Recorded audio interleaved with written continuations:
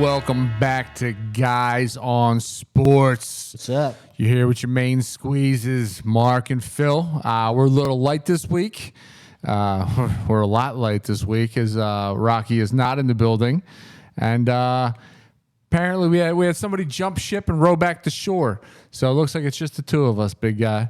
It's us too, and I'm totally fine with that. I'm all right with it. Yeah, you know what? I think we do a lot of legwork. I think we got our finger on the pulse of what is fantasy football. And speaking of which, that's what we're bringing to you this week. Part of the series, we go division by division each week and give you our overall fantasy synopsis. This week just happens to be the AFC North as our neighbors to the south like to call this division. What do you think about this division? I think it's a sleeper division. I hate this division. I think it's a goddamn snooze fest. What say you? I think it's going to be an interesting division this year. Yeah, all right. That's enough from you. It's a shitty division. I don't care what he says. It's terrible. Nobody wants to hear about anything from this division. There's like 3 dudes in total that you should target. Most of them are quarterbacks. You don't need to hear about them. Anyway, I digress. We will bring the AFC North to you. Before we get started, a little message about our partners, CHALKBOARD. Yeah, CHALKBOARD. CHALKBOARD's a great little dandy app that we've been partners with for the last couple seasons. We have over 300 members there now. It's free to use. The link is in our bio. Shout out to you, CHALKBOARD. But you're going to get some stuff there. You're going to get start sits. I'm getting emotional. You're going to get your start sits. You're going to get your cheat sheets for the week. And most importantly, I think the best thing we've cultivated on CHALKBOARD is the community chat with the over 300 members. There's a lot of information going back and forth, a lot of advice going back and forth.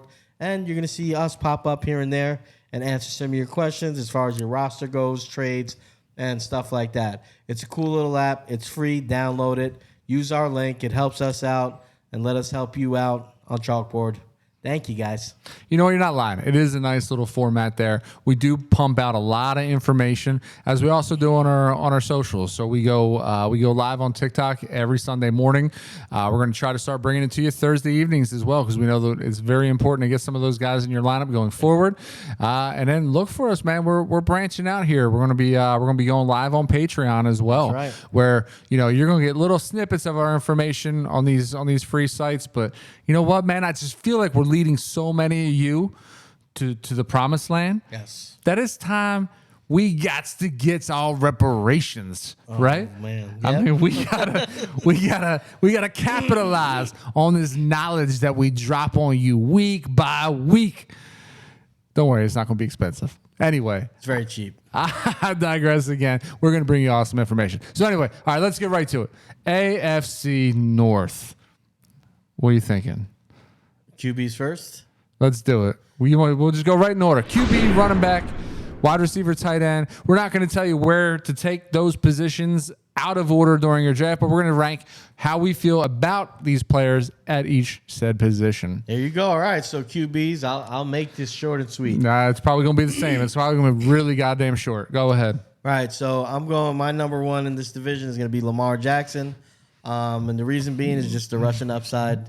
To me, is just it's overwhelming, and I think if you look at the last 5 to 7 years in fantasy, you just want a quarterback that can rush the ball a bit. I do think he'll be affected a little bit by Henry. Yeah. Not enough to fade him here. At number 2, I got Joe Burrow. I think is the best passer in the division. I think he's going to have a chip on his shoulder after how last year went, and people, kind of forgetting about him already. Slim Burrow is going to be back on the... And I think he's going to continue to be a top 7, top 6 years fantasy quarterback. Shady pick. I have Deshaun Watson at 3. I had high hopes for Deshaun Watson. I think he will bounce back as far as his play. What concerns me with Watson here is the lack of weapons and the depth of his weapons. I think it's very top heavy, and then it kind of falls off a cliff. And then last but not least, I have Russell Wilson / Justin Fields. Assuming Russell starts, I watched preseason. Didn't inspire much hope there, and neither did Fields. Both of them looked a little lost behind that offensive line, taking sacks, throwing the ball into the ground. Yeah. And I think that's going to affect some other players in this division. So we'll talk about that later. Rumor has it that Mike Tomlin reached back out to Kenny Pickett and apologized and said, "Hey, buddy, you want to come back?" I wouldn't be surprised. Based I on wouldn't that. either. Russ is not going to cook in Pittsburgh, and I'm pretty sure Justin Fields is still trying to get the roster depth representative to take erase his name off of kick returner and put him back in the quarterback column. Yeah, that was crazy. It's terrible. For all you haters out there saying that Chicago gave up on Justin Fields, listen, I have a soft spot for Justin Fields, but we all know he can't get off his first read, and he spooks too easily and looks to run too fast before going through his progressions. All right, let's get you anyway. You hit it spot on, dude. It's right down the list. It's Lamar Jackson. Lamar Jackson has to be one of the top 4 quarterbacks taken off the board. You typically got to get him before round 4. Joe Burrow, you can wait on Burrow a little bit. I'm actually seeing Burrow go pretty late. You're seeing some surprising people getting plucked ahead of him too off of the old draft board there. Yeah, I bet. So it is surprising. But if we get Joe Burrow, pre-injury Joe Burrow, you're getting a goddamn steal. Deshaun Watson, high hopes, right? The talent's there. The massages are there. It's a matter of him just that shoulder being right. The one pushback I'll give on your analysis of him, I think this might be the most loaded roster he's had to work with. He's got Amari Cooper. They bring in Jerry Jeudy, who was a former first-round pick. You know, Jerry Jeudy hasn't panned out, but then again, who was throwing to him in Denver? Russ at some point. Like, who cares? Like, Jeudy finally has a chance to, get right with Deshaun Watson. That pushes Elijah Moore down the wide receiver 3. I'm not going to argue with Elijah Moore at a wide receiver 3. David Njoku should be one of your, first probably 7 tight ends off of the board. And, I think they're all right. Nick Chubb comes back midseason. If Nick Chubb regains any part of his form, I like the outcome for that team. And last but not least, obviously, the chef and the kick returner. You can punt these guys off of any team. They should not be going in your redraft leagues at all. If you're in super flex leagues and you got to roster up towards the end, I don't know, dude. Flip a coin. I don't know what to tell you. Because I think they're probably going to start the same amount of games this year. You're probably right. I don't see it with Cleveland. I feel like I just don't see any depth there with the skill. Like, I like Cooper. Cooper's solid. You know what you're going to get from him. He's a professional. I think he's a good wide receiver one. He's not a top-tier one, but he's a good one. Yeah. And I really like Njoku. But outside of that, I don't love their running back room. There's question marks with Nick Chubb. Jerry Jeudy, while I think he's a great route runner and Rocky is ballyhooed that for the past 4 years, I think that he's a question mark. He is. I mean, beyond him, to be fair, there's a bunch of guys that I've only heard Rocky talk about. And so it makes me, it worries me that when you're playing in a division with pretty good defenses, juggernauts, they're going to pretty much key in on your top 2 guys, and you don't have Nick Chubb for a good portion of the first half of the season. And when he comes back, how long before he's Nick Chubb? I don't know. I just feel like it could be... might not ever be Nick Chubb again. Might not ever. Yeah. So I'm just not inspired by the skill position group. But I do like Deshaun. I think as long as the shoulder's okay, I still think that he's a good quarterback. Yeah. Other things aside. So, yeah. Well, I'll just jump right into running backs. Is that okay? Do it. Jump right into running backs. Okay, so now we've talked about this first guy a lot, and I still stand by what I said, and I'll explain. I have Derrick Henry being the RB1 in this division still, but I still don't think he's going to be worth his draft position. And I've maintained that's been my outlook on him, that yes, if you could somehow trade for him in a dynasty, if you could get him for cheap for some reason, sure, I think he's going to perform. I feel like for what you're going to have, where you're going to have to draft him, or what you would have to trade for him before the season starts, it's just not, for me, somebody I'm targeting. At 2, I have Zach Moss. I think probably one of the best values in fantasy this season, injuries notwithstanding. I think production, or his recent production, his role, accompanied with his draft position, is like, it's like the perfect harmony for a player that you're looking for to build your roster. The value's there, the production could be there, all that. Next is the guy he's taking the spot of, Joe Mixon. consistent workhorse, right? That we know is average Joe, a lot of volume, whose role is going to be diminished coming over to the Texans. I think he's still going to be their bell cow. That's AFC South. Huh? That's the AFC Did South. I say that? Oh, I'm thinking AFC South. Why did I think? Oh, I did the Bengals thing. Yeah. Oh, crap. All right. All right, so forget Joe Mixon. All right, so I'm not drafting anybody from the Browns. So that's who should have been there. Fair. I mean, sure.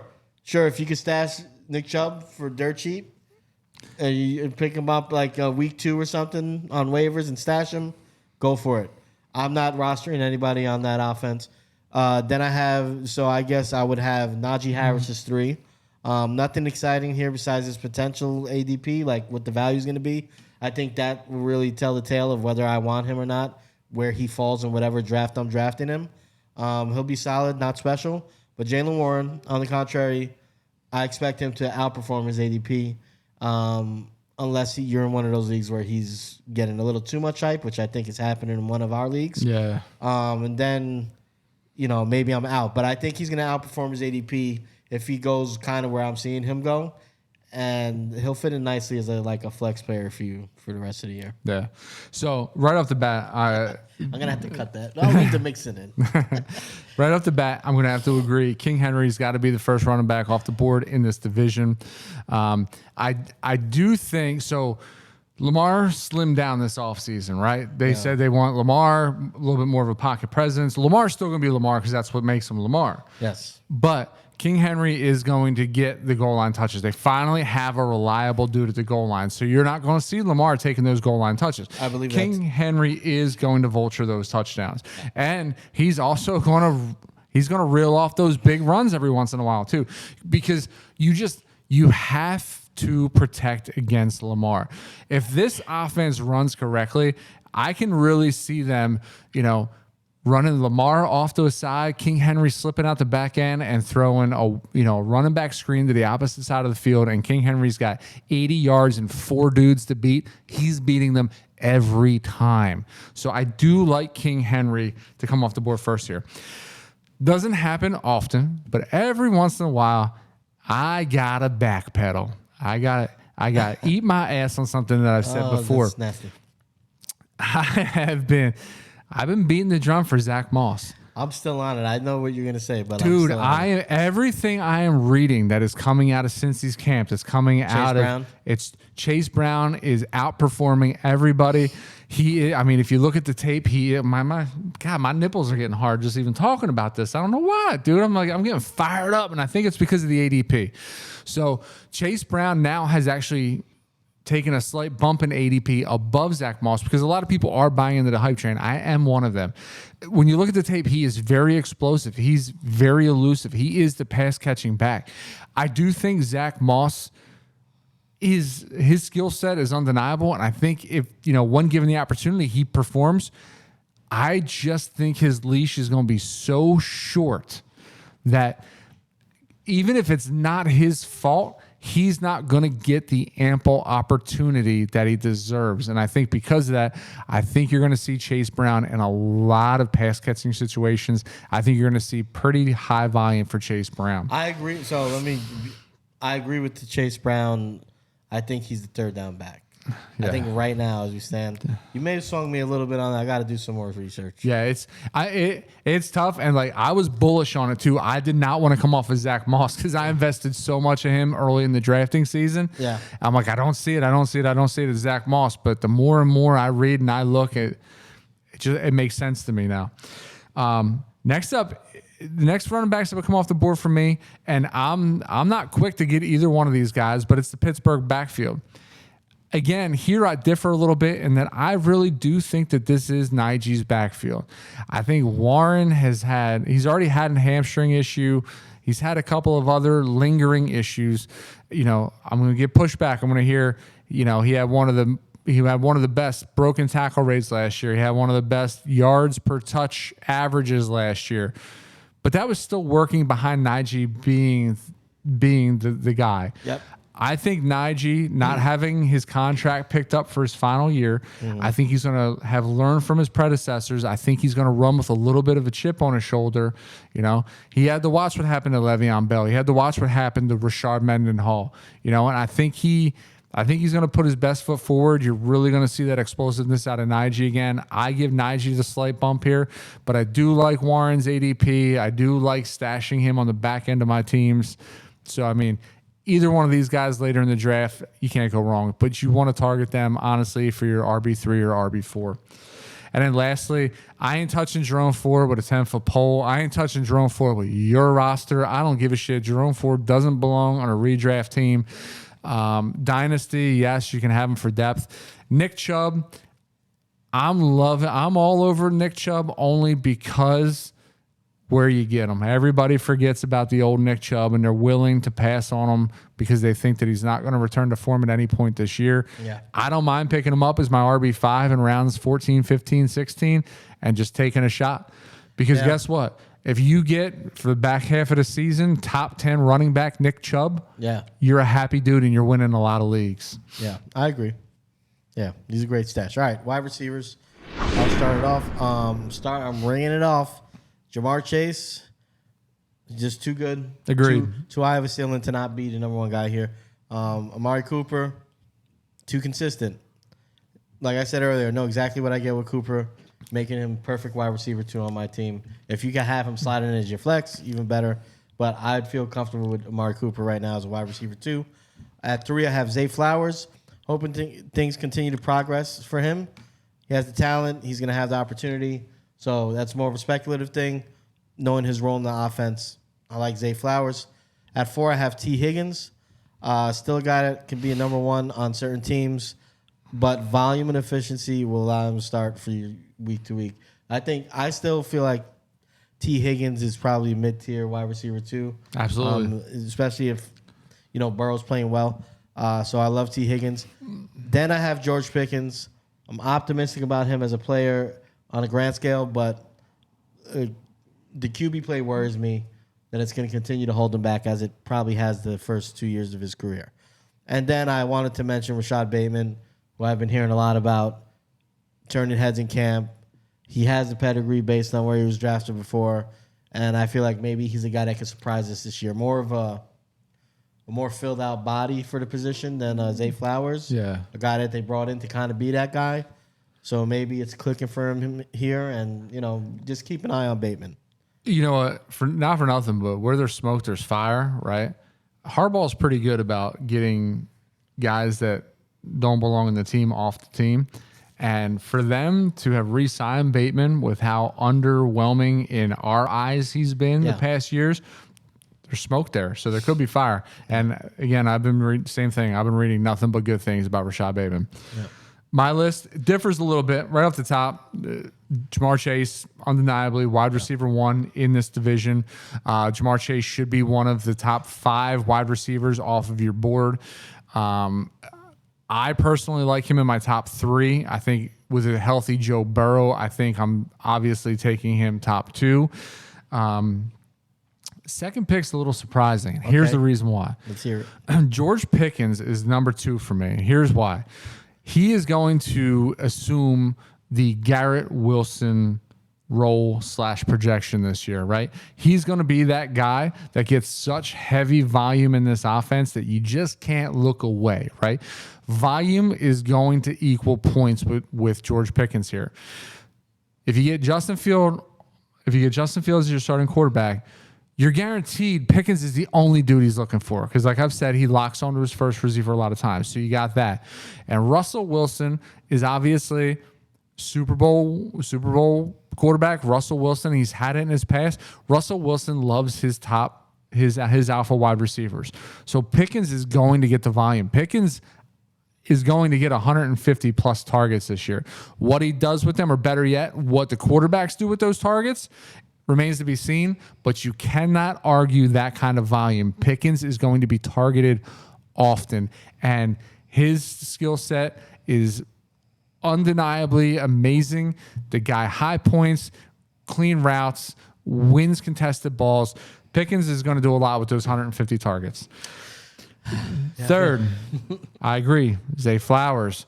I love where his progression was going last year. He is dynamically, game-changingly fast. Yes. I truly saw a difference in him. There was one distinct play last year where he was humbled, and it was either getting into the playoffs or in the playoffs where he dropped the ball before the goal line. That was in the And playoffs. you saw that look on his face like, I will never make this mistake again. I will never put my pride and my selfishness ahead of my team again. And I think you saw that. And that's what Baltimore preaches. If there's ever been a team in this division that plays like a team, it's definitely not them shitbags in Cleveland. It's these Ravens in Baltimore for sure. So I like Zay Flowers there. Before I throw out a Cleveland wide receiver, I want to throw out another wide receiver in Cincinnati. That is T. Higgins. T. Higgins should be a wide receiver 1. If it wasn't for the freak of nature Jamar Chase, T. Higgins would be a wide receiver 1. We'd be talking about T. Higgins being a top 5 wide receiver, but we're not because of Jamar Chase. Joe Burrow, if healthy, has these two dynamic wide receivers. To have a wide receiver 1 as your second option is a goddamn quarterback's wet dream. Higgins is going to have an insane amount of targets. He is going to produce with that insane amount of targets. I don't think that we're going to see, I said I love Chase Brown. I don't think we're going to see a lot of rushing touchdowns in Cincinnati. I really don't. I think Joe Burrow is going to use these big-bodied wide receivers when they get down on the goal line. I think there's going to be a lot of fade routes. There's going to be a lot of these quick little posts. These two wide receivers are primed for big years if Joe Burrow stays healthy. And then lastly, I follow that up with the 2 Cleveland wide receivers, Amari Cooper, obviously Mr. Consistent, but again, getting a little long in the tooth. And then Jerry Jeudy, all the hype is there, the ability's there. Kenny finally put it all together with Deshaun Watson, who's also trying to save face and redeem himself. I don't know. We'll see. Yeah. I mean, obviously disagree with you on Cooper there. I just don't like where you have to get Cooper. That's fair, but I think the knock on not even the knock. I think the problem with Cooper is the same thing. I think you had to push past that. I feel like it's hard to take him where you need to take him because he doesn't. He is flash. one of those guys that like you kind of like you gotta know what you're getting with. You take a hard swallow when you draft him. You're like, but I got to get him here. I get it. But I feel like every time I've taken Cooper, he's produced. I haven't regretted it. You know. So anyway, and he doesn't miss a lot of time. All right, so tight ends. I'll go with tight ends here. And rounding right back to Cleveland, I'm going Njoku as my number 1 tight end in the division. I'm going to save time. I'm taking Njoku first, too. There you go. Momentum has been building for him the last few seasons. And I think this is the year they begin to make Njoku a focal point of the offense. I think they have to because Chubb is not there. And I think they have to start to kind of figure out how are we going to keep, this field, whatever. How are we going to manipulate this defense? And I think it's hard to do that unless you, for everything that Cooper is not a Jamar Chase.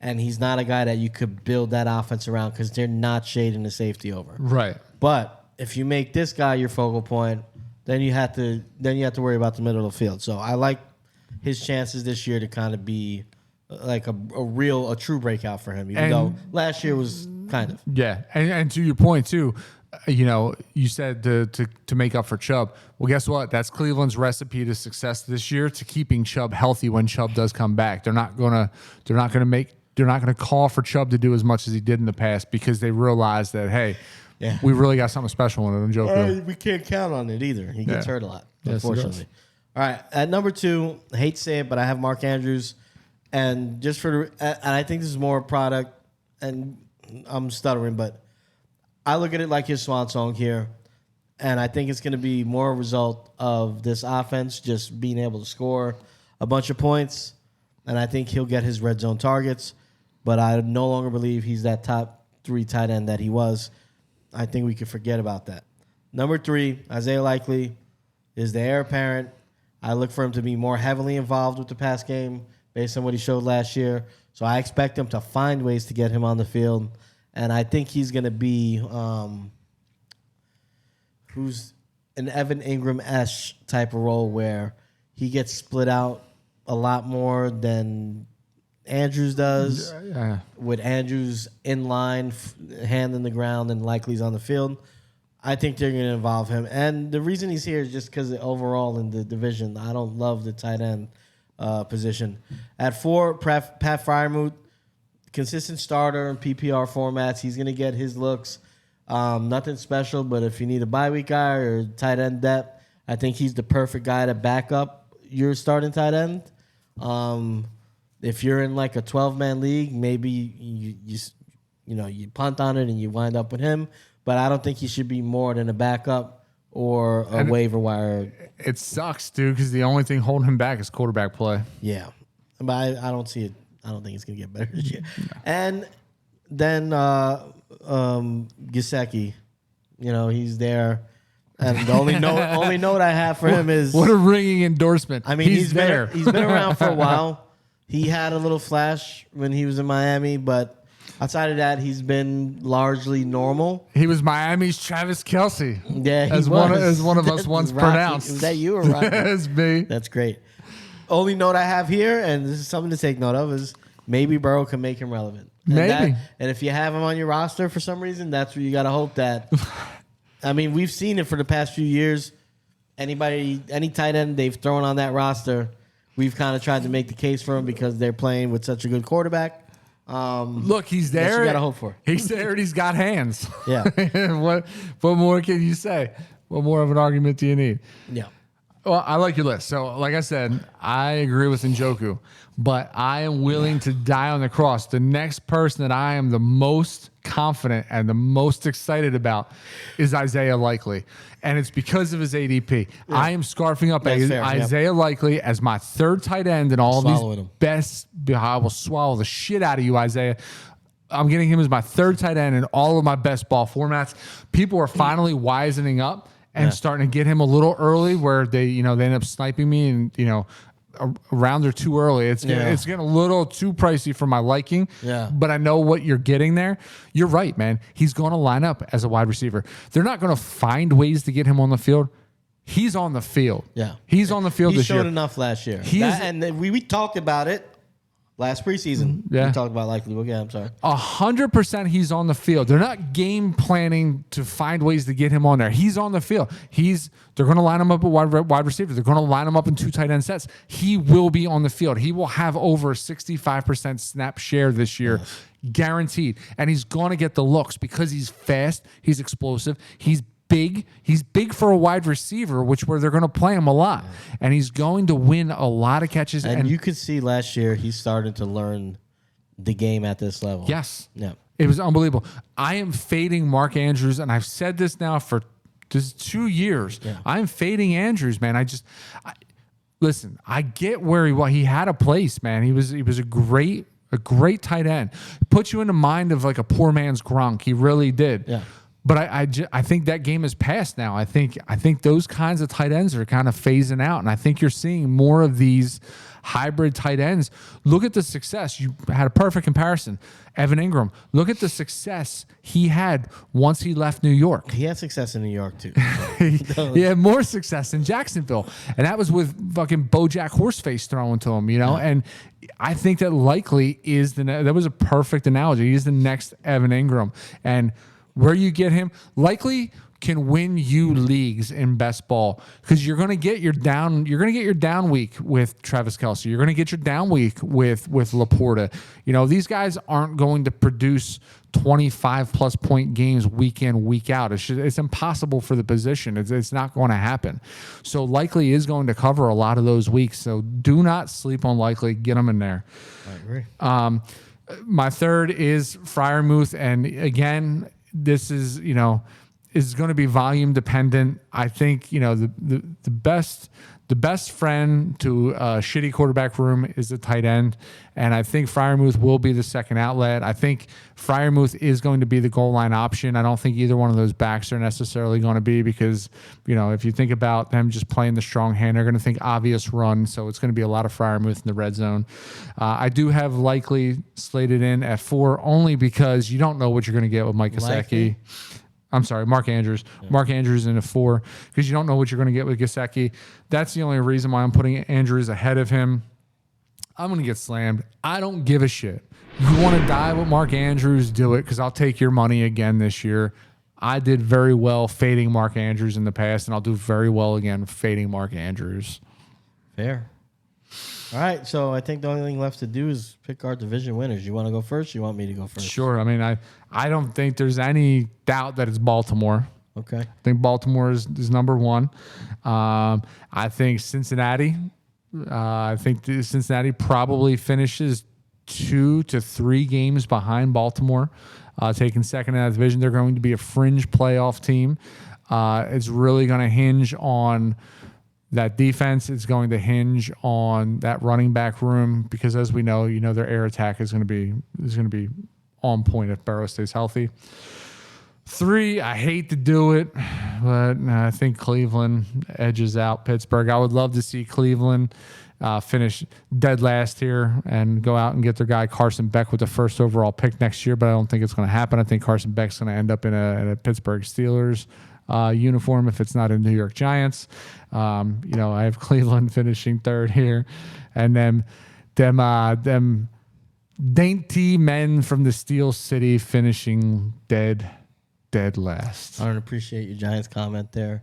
It's an obvious jab at me. What was a jab? It's not going to work. Not just at you, though. To be fair, it was all of Giants Nation. Yeah, whatever.